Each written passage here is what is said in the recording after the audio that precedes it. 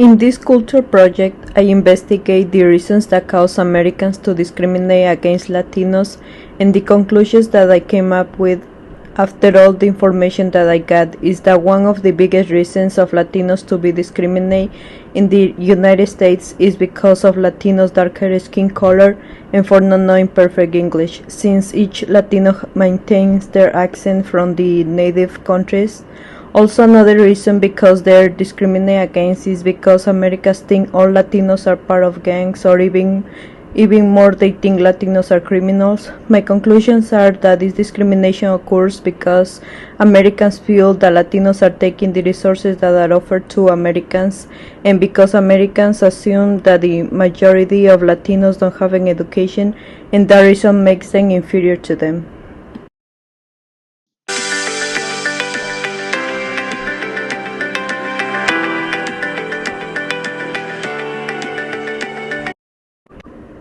Jorge Ramos is a Mexican-American journalist who is the most prominent Hispanic news person in the United States. He has faced discrimination from President Trump, who should have been a model to his citizens to stop discrimination against any race, but by him acting irrespectful against a Latino incites Americans to treat Latinos this way without any respect. Jorge is involved in the media, and that helps him express and illustrate the audience with examples from Latinos who also face discrimination and could relate to his situation, so this discrimination comes to an end. He tries to get credibility from people by illustrating examples from different Latinos who has also faced discrimination. Excuse me, sit down. You weren't called. Sit down. Sit down. Sit down. Add a prestigious Hispanic journalist to the list of people clashing with Donald Trump on the campaign trail. Go back to Univision. Trump tangling with Jorge Ramos as the anchor of Univision and Fusion, a cable network co-owned by our parent company Disney, repeatedly interrupted the presidential hopeful. You cannot deny citizenship to children in this. Sit down, please. Those ideas. You weren't called. A security guard removes Ramos from the room. Trump defending himself. He started screaming, and I didn't escort him out. But then allowing Ramos back. I had to go back and ask questions. That's my job. As a reporter, as an immigrant, as a U.S. citizen, I have the right to ask any questions to anyone. Nationwide, 75% of Latinos have a negative opinion of you. Gallup. Do you know how many Latinos? The most popular candidate among them also. And just checks social media. Do you know how many Latinos work for you? This is the first time that I've ever been escorted out of any press conference or.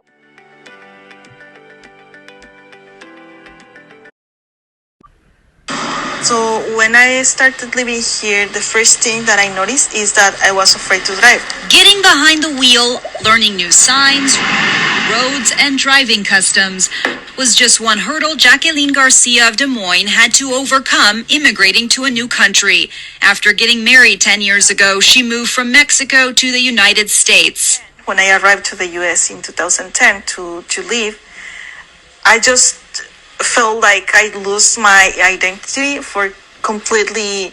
I didn't know who I was. So it was pretty difficult for me to process all of that.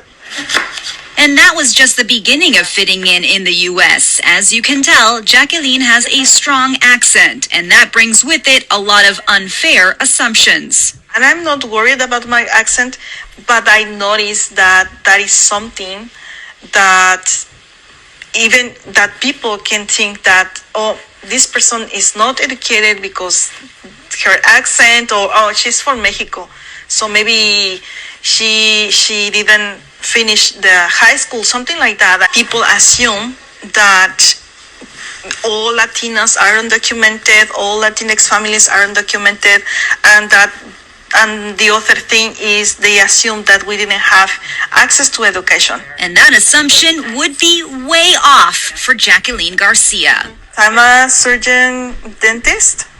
I graduated from the university in 2007. That's right, Jacqueline is an oral surgeon who owned her own practice in Mexico.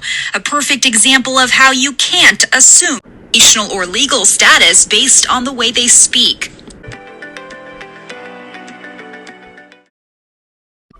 There is nothing more fulfilling for me personally than when I can help translate for someone. Whether it is a woman who you can vividly see is struggling to speak English, and the cashier perhaps at the store is giving her this like, oh my gosh, can you hurry up, woman? What do you want?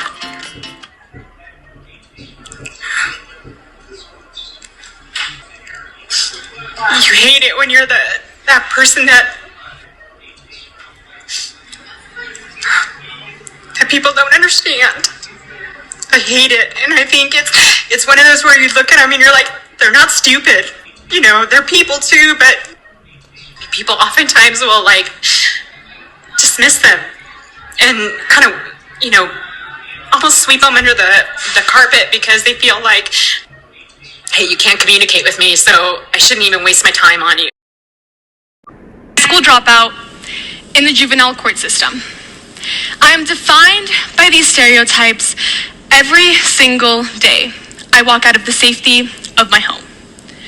Having to walk out of one culture into a completely new one and already categorized as a failure. I had a 34% chance of dropping out of high school as a Hispanic as of 2010. So at the age of 10, I was already told I wouldn't be making it very far based on something I never got to choose. My skin color and my ethnicity. Look at me now. Do I fit the stereotypes society has placed on Hispanics? Stereotypes placed in front of me like obstacles that I was meant to trip over and never stand up from. The consistent reminder that I am expected to fail and my future has already been decided. Now, when I was a little girl, my mom always told me what not to do. Not to act like a stereotype, not to dress like one, and to essentially be someone great in life. I am not another number in society. I am a furious Hispanic with consistent challenges. I am a furious Hispanic with great dreams to go to college in New York, major in political science, and give my parents a life they never had. But is that a realistic dream now, when I'm consistently shot down because of the way I look, or asked where I'm from because it is simply impossible to be from here because I'm so different? These stereotypes I wake up to every single day have broken me in unimaginable ways, yet made me stronger with every slur said about me. 831 per 100,000 Hispanics are incarcerated in the United States prisons. Was I meant to be here just to be another statistic? Another number in the prison system? No. I was meant to be here to pave a path not only for my siblings, but for every person with a dream. Stereotypes are not only labels, they are walls holding us back, oppressing us, and destroying me. My name is Sadie. I am not a high school dropout. I am not 17 and pregnant. I am a 4.0 student and never fit into stereotypes. I am not another statistic. In my opinion, from these experiences, I could say that the biggest discriminatory factor is the language, that is English, because it is difficult to learn. For this reason, Latinos cannot communicate with Americans since they cannot speak English, and also because they have an accent that sometimes is difficult to be understood. Americans make them feel inferior since Latinos cannot speak the language properly.